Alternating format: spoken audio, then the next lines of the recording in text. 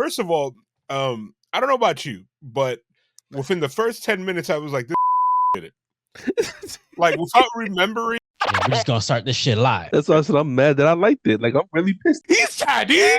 Welcome to the latest episode of Sarat and Chris's Movie Therapy Podcast. Okay, here we go. Wait. I mean, Sarat can remove all this. All right. Because we gotta say welcome to Sarat and Chris's Movie Theory Podcast. Sarat ain't here. It's your boy Chris Brown, aka Red Fort Delta, featuring Marcos. Hey, what's up, everybody? It's Marcos, aka at the Sunset Kid 56. As you heard, the boy Red Fort Delta, Chris Brown, say that this is Sarat and Chris's Movie Therapy Podcast, featuring me, your boy Marcos. We have a special episode. The boy, the leader, the creator, the co-creator of the brand is going to insert himself in some way, shape, or form here. We don't know. We're going to wait until he drops it for us to figure out. So I don't know if you guys noticed, we have a new background. I like to experiment. Sarat is a very regimented individual, so I wanted to move to something. He's very Asian. We'll call it that. I wanted to move to something that if you guys ever follow me of any other podcast, we love to use StreamYard. So that's why I don't know if he's going to have it here, remove it, whatever, have StreamYard above us here.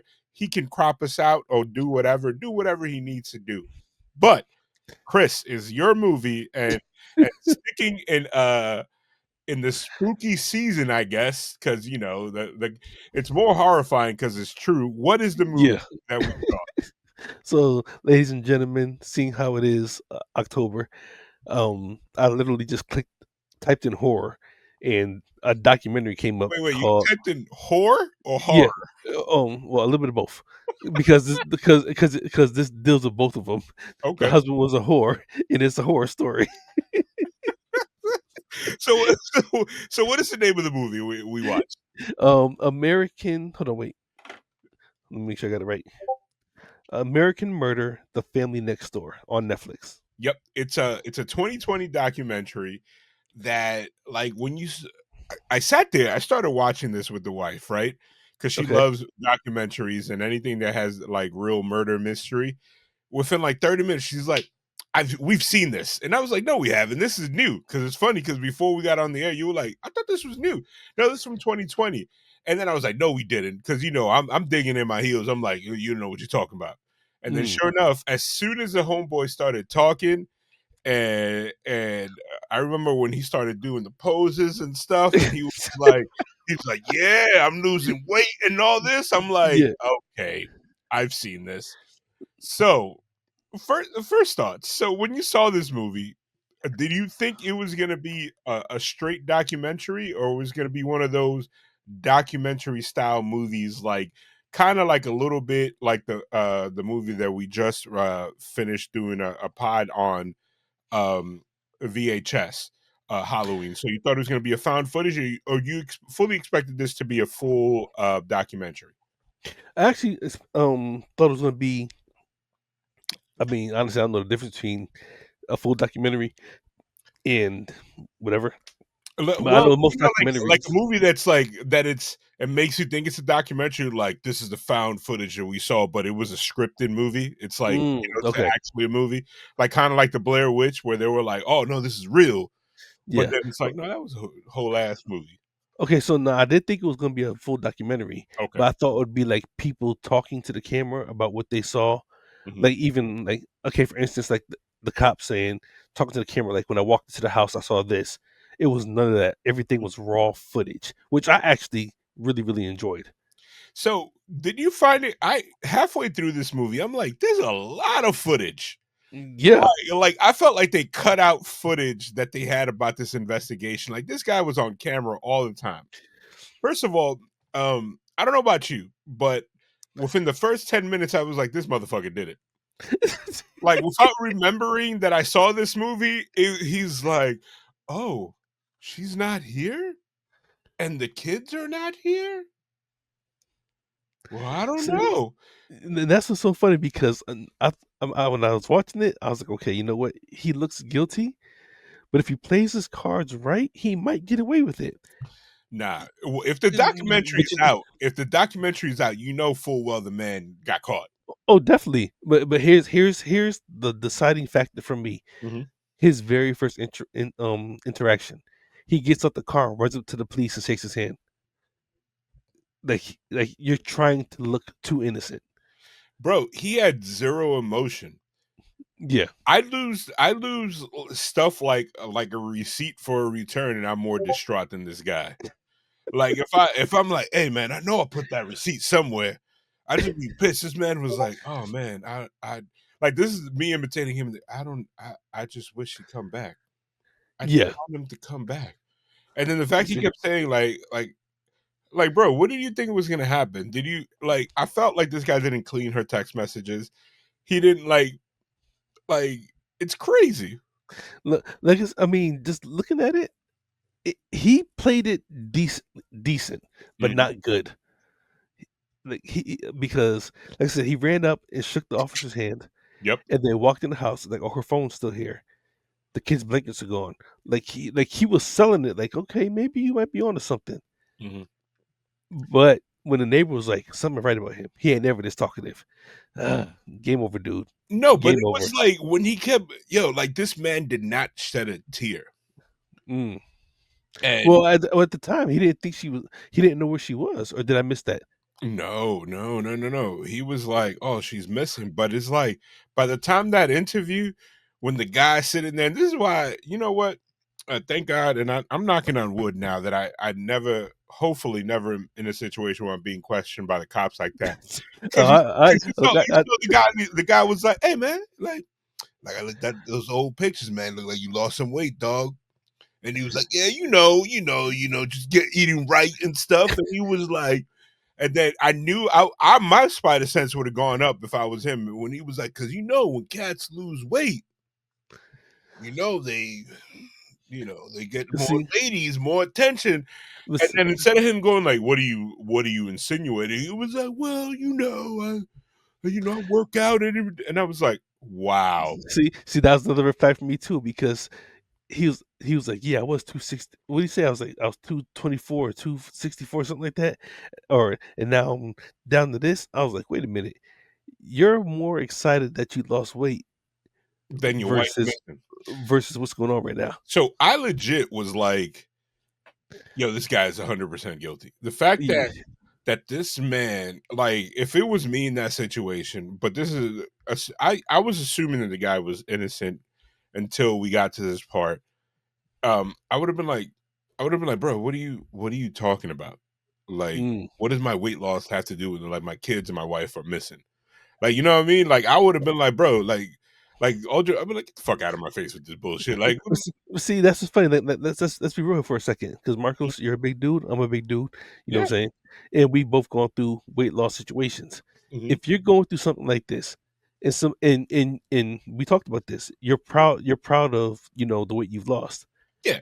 If somebody's like, hey, look, you lost some weight, how's your reaction going to be? Honestly, my reaction, it depends. If it's a situation where I'm seeing you in a while, and I'm like, hey man, I'm like, oh thanks man, hard work. But if I'm worried about my wife, because they weren't really clear how much time has passed, I felt like it's been like a couple weeks at this point.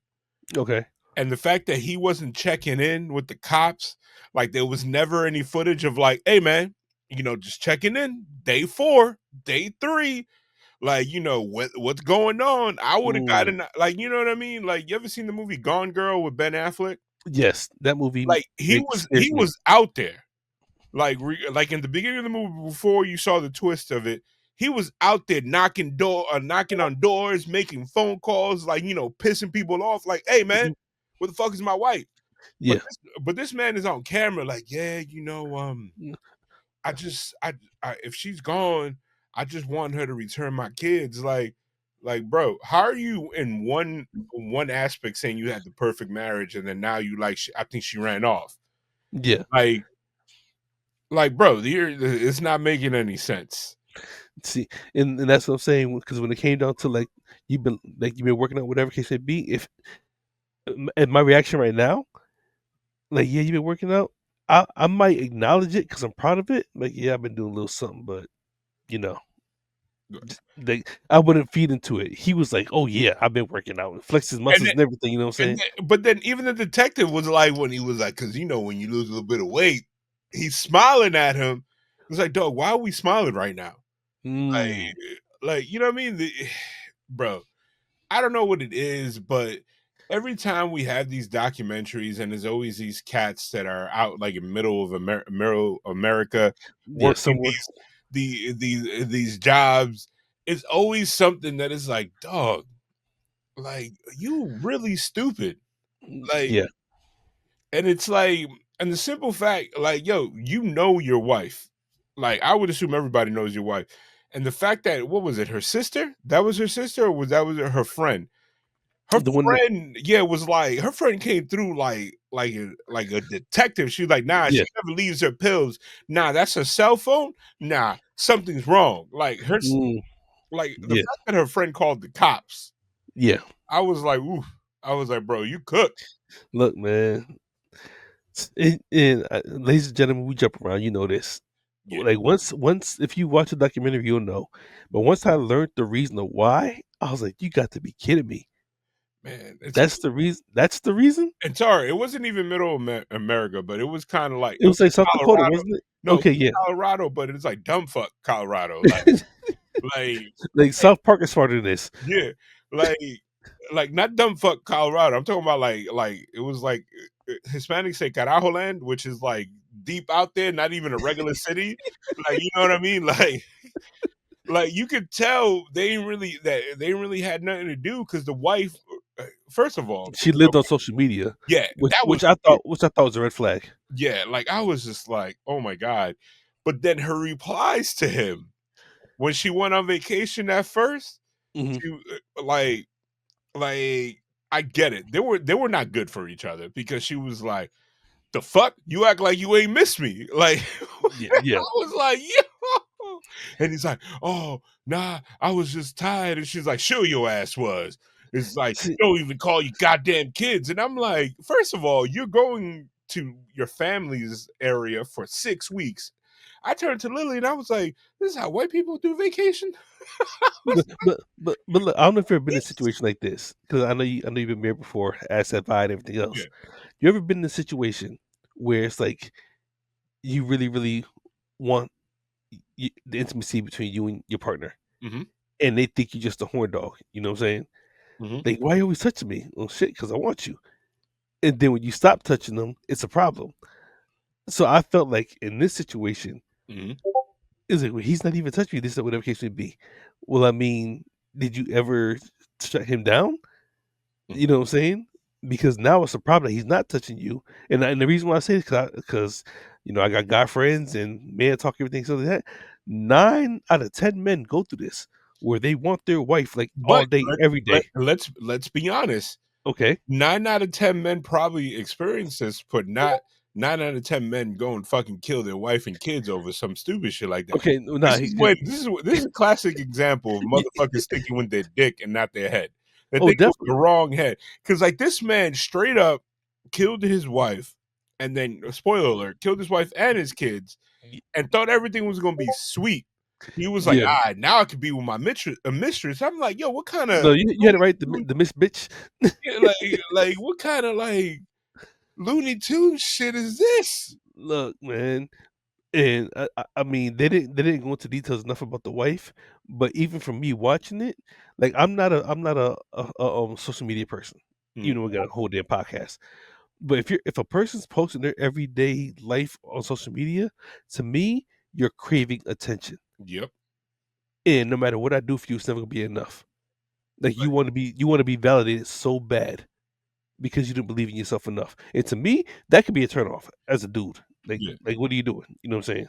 Like So I literally was like, I knew she was dead from like the first 5 minutes, but in my heart of hearts, I was just like, please let it be her that was scared. Because I was like, because even when me and the wife Lily was watching it, she was just like, it's the husband, and I was like, why?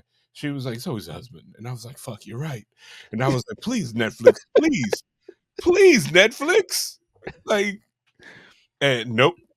It was it wasn't her. Like I think I seen one documentary where it was that the wife was cheating, and then she was trying to break it off with the side piece, and the side piece was like, "Nah, bitch, you said you were gonna leave him.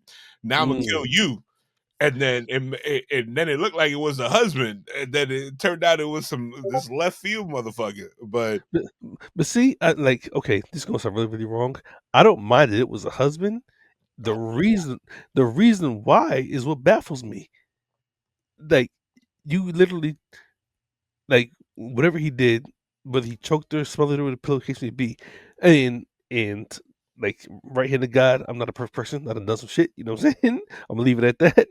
But it's like you killed this woman in the bed, but then you went and threw your kids in a fucking was it oil hole? yeah, in oil drums. See, and when he's repeating it, I feel like didn't he snap their necks or something? I don't know if he snapped their necks, or I don't remember that completely. But when he said they asked did the kids say anything, and he was like, "Yeah," they said, "No, Daddy, no." Like, you really gonna let those words play in your brain for the rest of your life? First of all, over a side chick? He's insane. And number one, his defense talking about that, oh, he wasn't jealous that she was abusive to him. Bro, this is, even though this is 2025, that shit is gonna play out like the same way it was in the 80s. I remember there was a movie that I saw in the 80s where a dude got raped by a woman, and he went into the police station and they lambasted him. They were like, "Man, get the hell out of here." And it was like a whole thing. Like, I was watching it, and it was like, "Wait, what?" And it's like, it doesn't matter. He could have, like, she could have pulled out a gun and shot that man, and like he could have shot her in self-defense. He was still gonna go to jail. I was like, and it's like, I'm not a guy that's gonna sit there and be like, "Oh, women are protected." I mean, like, it's for good reason, because 99.9999999% is the motherfucking husband or the dude or the, like, you know what I mean? Like, very rare occasions. Did you read the end credits where it's like, what they say? Like, what they say? 8 out of 10, like, murders or whatever are usually from the husband. Yeah, I was like, man, this shit is crazy. It is, and it's like it tells us that in society that it's like, you know, men's like, oh, it's not my problem. So the movie is called The Accused. No, that's the Jodie Foster movie. That's different. Wait, tell me what you're talking about. With the woman, but that one was a crazy Jodie Foster movie that I remember from the 80s. Is that the one where she's I got some ears on me, but I guess taken advantage of in a pool hall? Yeah. Okay, gotcha. Yeah, that was the one that was like, oof. I don't even know that like, why would somebody in the 80s greenlight this? Because I felt like in the 80s the guys would be like, "Oh man, you see? It's in the movies, baby. This is all good, baby." Like, I don't know, man. Look, I mean, okay, okay. Let me ask you this, because you know we like to ask questions. If you not if okay, shit, I don't even want to ask. Or I know what I want to ask. What do you think you could ever go that route if you found yourself in that position where it's like, I'd rather kill this person than leave him? No, because I think very, like, maybe when I was younger, when I was like in my 20s, when I just, it was emotion first and logic later. Now I think completely logical, because it's like I always think before I do something stupid, if I do something stupid, is, can I sit with the consequences, and will I be like, okay, I'll do this all over again? Like, you know what I mean? There's a couple things like that I wouldn't do, like, and like, and this is gonna sound wild, but like me getting into a situation where, like, you know how in the movies it's like, yo, they killed Tony, man. We gotta ride out on these dudes. Yeah. I'm be like, Tony's dead. I'm not trying to go to jail. Like, I ain't about that life. Okay. Like, you know what I mean? Like, you know what I mean? How, like, there's always a movie when the guy's like, yo, man, here's the pistol. We're going to ride out. No, I'm not doing that. Two, See, I am, like, I call it my Hispanic hubris. I feel like if a woman don't want you, or this situation is not good, walk away. Bro, I'd rather fill this house up with dogs and cats than deal with that. Cause ain't nothing like I can't see myself like 3 weeks like that showed her. Like, you know what I mean? Like, you know how cats, but I understand. I understand there's an emotional breaking point that people have, that people can't control their emotions. Like, you know, I knock on wood, I haven't, and I hopefully I never will have a situation where I walk into my marital bedroom and find another man with my lady. Part of me, I would like the person that I would be scared for if I was a third party would be the man. Like, even though but then it's like when you think about it, what does this man have to do with you? He don't know you. He don't give a shit about you. yeah. Like, you know what I mean? Like, and then again, I just feel the older I get, the less violence. Honestly, I know I look like a really rough dude, and yeah, I can defend myself in need be, but it's like, dog, violence doesn't solve anything anymore. It's just like just gonna end up in jail like this guy who's probably like, oh man, I feel like maybe I could have divorced her. Like, oh maybe, like, you know what I mean, dog, you could have been divorced. With the new lady. Yeah, with the new lady, but you would probably had a part-time job because that alimony and that child support would have about been through the roof. Well, apparently he had a good job, so he would have had 3 kids to pay for child support. And I don't know, from little that they showed about her, she didn't look like she was gonna let that go. She was kind of yeah, intense. She was gonna dog that man. But hey, you know what? Hey, baby, we together. We eating McDonald's. You know, we back in my mama's house. Like, you know what I mean? Like whatever it took. Oh, I I would have wonder, been out. I would have been I like, wonder how many women set up for that when they meet a dude, and he's some like hot shot at some corporation, and then they disregard his past life or current life at the time, and then get with him, and then make okay, well, I got you now, but you don't got that 6-figure salary no more because you left everything you had. So now, like you said, we eat McDonald's and ramen noodles every day. hey, And because are we happy? people don't think it through. So I finally found the name of the movie. Okay. It's a TV movie called The Rape of Richard Beck. It's from 1985. That's legitimate, the title. Okay. It's called Deadly Justice: The Rape of Richard Beck. It's a Seattle veteran cop, Richard Beck, becomes sexual assault victim and must deal with the painful aftermath. And this is like straight from the 80s. So you know it was not sensitive. This movie was Wow. 40 years ago. So this is yeah. interesting. Yeah, I remember watching this on like not during its heyday, but like not Tubi. What's that channel that be on like in the background at the mechanics? That be just playing random movies. What, Pluto? Yeah, it'd be like Pluto or whatever. I saw it on something. It was on. I take offense to that because Pluto's always in the background for me. Hey, That's my go-to app. nah, it's before the apps. It's like a TV channel where they just play old movies from like the 90s. Like if you put it on, it's like it's not one of the major apps. It's one of those syndication apps. It's a TV channel. I don't know what Bounce Comet. Yes, Bounce. Okay. Some shit that you'll see like on Bounce before Bounce became like when they transitioned. Now they're in the 2000s, in the 90s, in the late in the early 2000s. We were still doing 80s movies, but now they're like, all right, let's bring a little bit further. They're the 90s. Oh man. But yeah, so this this was a hard pill to swallow. Like I really think this dude, like there's a special place in the afterlife or hell, whatever you believe in, for somebody that does this. And then it felt like first of all, we haven't addressed the fact that her name instead of Shannon is Shanann. Like, bro, like her name is Shannon. Yeah. No, it's Shanann. Shanann. And I was just like, she's with the shenanigans. Yeah. Just saying. bro. That's what this is what bothers me about the documentary itself. Mm-hmm. And this is, I'm really fucked up to say this. Sometimes you got to kill somebody. It is what it is. But make sure your reason is important. If you killed somebody because you got some better pussy, come on now. That's the best you got. Like, hey, that's the best you got. If it was self-defense, if she pulled out a pistol on this man and this man wrestled it down like 1980s movie, it's like, get back. And she rushed forward with a knife and he shot her one time and pow. And then she did the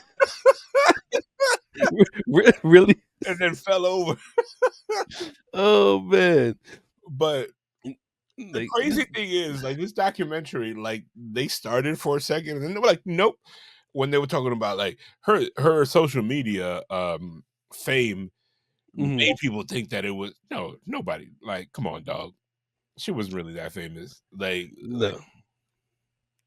Like I said, like from previous relationships that I've been in, anybody that's on social media that much that wants to post what they made for breakfast, why they're taking a walk, what they're doing. Now you crave so much validation. I can't be with you because I'm never gonna be enough for you. And they rushed this out. Didn't you feel like they rushed this out? This happened in 2018, and they were like, boom, less than a year and a half later. Like, this man probably wasn't even fully sentenced. He didn't have his full year in jail yet, and this man is on Netflix. He was in shape though, you know. He's like, hey, hey, you know what I mean? I gotta keep them brothers off of me in the pen. Yeah. You know, like, but first of all, like, I want to say, honest to God, I felt like he was working out to deal with the stress. I wouldn't doubt it. And then all of a sudden, like, you know, she started probably feeling insecure in some way. And then instead of him being like, hey, man, let's work on this together. Yeah, he went. You know, yeah, he just went and did the unthinkable. And it's like, it's always some dude that you can tell dude is a lame when he gets a piece of ass when you can tell he ain't never had ass before. Yeah, some crazy shit like that. I would have treated that chick, the side chick, like an old pimp. Be like, hey, say here, Jack. Don't meet no never mind over here. This is over. It's curtain. Don't meet no never mind. Yeah. What's that? New Jack City. Yeah. like, hey, it's curtains for you. Don't even like. Oh man, I'm like water. You dig? And just like. Oh man. But if he was, I guess, I'm gonna say, a fat guy his whole life or whatever. Yeah. And granted, maybe the stress caused him to work out, whatever the case may be. But I don't know. And call me crazy, and I know I'm gonna probably get a lot of backlash for this. Like, granted, what he did was wrong, like all the way through, especially knowing the reason why. Like, that's the best you got. I just really feel like that she played a major part into it. You know what I'm saying? Like, no, the reason why I said she played a major part into it, like her insecurities. And the reason why I say that is because when a person lives on social media that much, you're insecure about something, and you're gonna take those out on the person closest to you. But I always 100% believe that if a situation ain't right for you, I guess it's easy for me to say because I already did it. Like, you know what I mean? Like, you know, I finished. I like to say I completed my first marriage. You know, before anything was done, and you know, luckily we were both broken. It was kind of like, all right, later. It was like handshakes, like, hey, deuces, have a good one. Like, appreciate this time. Like, go and enjoy the rest of your life. But it's like, I don't know. And then like they just felt like even when they were talking and they were showing preview, they look so unhappy. Like, this is why I always, like, every time you see a relationship that is super, super involved on social media, you were like, why they gotta show people this much? Yeah, like who cares for what? Like, how about you enjoy your life? It's like people that like post while they're on a vacation, like minute by minute. It's like, hey, man, how about you enjoy that vacation? Yeah, for real. Like, for real. Like, or you know, you could be cool like me. You could have a wife that loves documenting stuff, and then when she puts the elaborate stories, I just repost them. I don't do anything. I'll do anything. People be like, "Hey, man, did you go here?" Like, yeah. It's like taking me pictures, and I look at my phone. Like, not really. My wife I did. mean, I've always been a stickler for that though. Like my brain is the most strongest part of my body, in my opinion. Like that's why I really like when I go to concerts, I'm doing something. I don't want to put my phone out. Let me see it. Let me visualize. And even when I get old and get amnesia or whatever case may be, I might meet somebody or see a picture. Like, wait a minute, I've seen that place. I've been there, and then I can tell a story that a camera can't show. Yeah, you know what I'm saying. It's one of those situations that, like, I have so many pictures and so many videos in my phone that I treat them like fireworks videos. Like, I never really go back. Okay. Like, think about that. How many times have you pulled out your phone for fireworks? How many times have you actually looked at those pictures? I want to say never. There you go. Look, that is a question we're asking all of our listeners and viewers. In the comments, I want you to tell us how many times have you taken pictures of fireworks, and after you post them or whatever, how many times do you actually go back and look at them? I'm going to say 0 for the most part. Interesting. Yeah, like you know what I mean? Like even concerts, I'm like, oh man, and I see that sucks. Like you're losing out on the art in front of you. Mm-hmm. Like, okay, you might want to get like a picture or video for later, but if your phone's up the whole damn time, you just wouldn't pay God knows how much to record a show when it's already being recorded. Or what I love is or hate, I love to hate it rather, is when people just be doing the whole selfie videos and they be dancing and singing along. It's like, oh, come on, man. Like, first of all, your light is shining on me. Why am I next to you right now? Yeah. Like you could do that shit at home. Like what are you doing here? Yeah. I don't know. I mean, which is why I'm off social media now. I've always felt like social media is a competition that you don't realize you're a part of. Yep. And I'm happy I'm off of it because that alone is a stress reliever. So, Chris, let me ask you this. The character's name was Chris. How did you feel about that? Yeah, I did feel, yeah. You were like, oh, yeah. God damn it, not another one of us. I was like, seriously? I was like, why? I mean, damn, you know what I'm saying? Like Chris Brown, you know what I'm saying? Fucking this guy. Shit, like, come on, man. There's still some good Chris's out there. Hey man, you got an uphill battle, brother. I guess so. Your name is fucked up. It's fucked up in the game. So what is it? I don't even know how to say their last name. Resurrect family? Shit, I don't even remember. But the Watts family, that's his married name, but I think her maiden name is like hard to pronounce. But that was very cruel what he did. So would you, let's take it a different way. Okay. Let's say this is your brother. Or this is your son that does this. Okay. Would you real quick, shout out to the dad, but keep going. Would you have his back through and through, or once you find out the particulars, you're like, put your hands up? You're like, I don't know. If this was my brother or my son,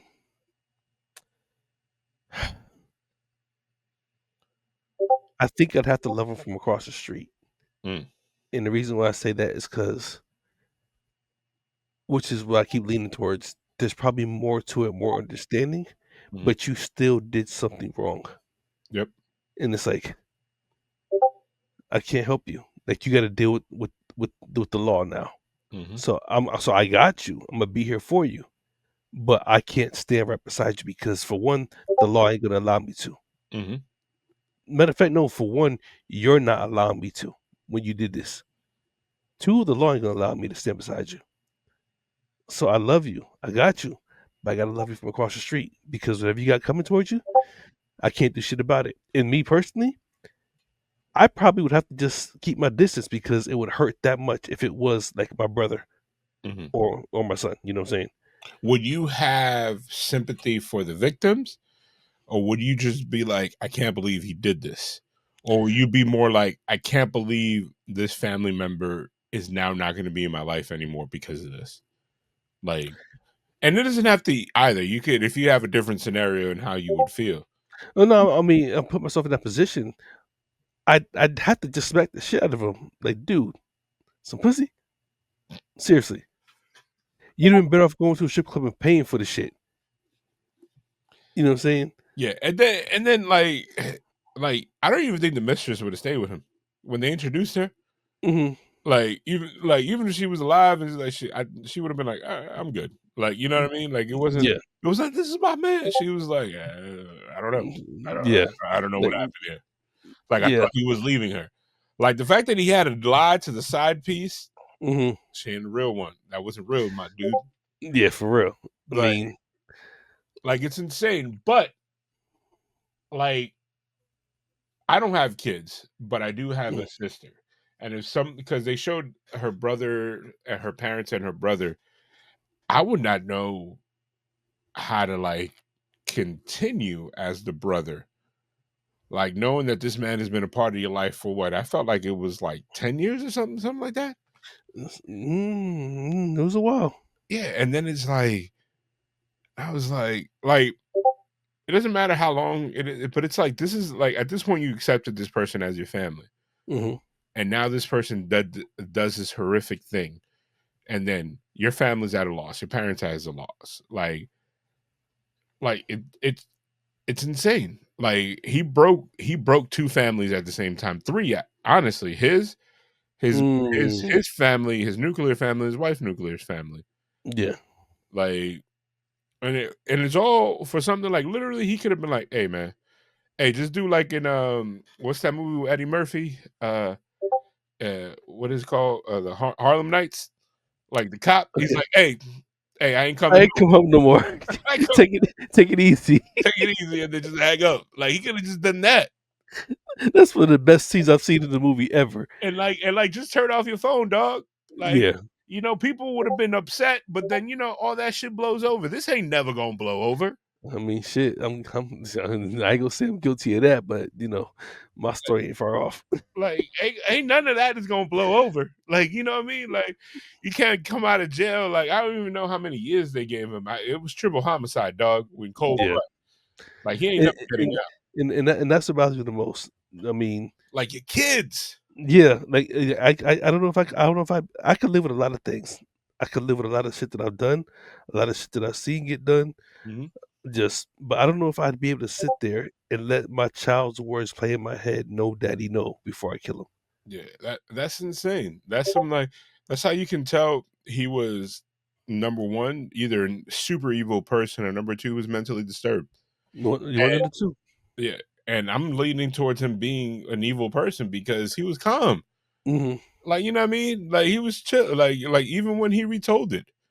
Like my man, like my mom used to say, like sometimes like people cry crocodile tears. He didn't even have those. Look, that's why I said shout out to the dad, because when he said I want to talk to my dad, which showed that his dad was a major part of his life for whatever the reason. And he was like, "Yeah, this what happened." And his dad was like, "What do you say?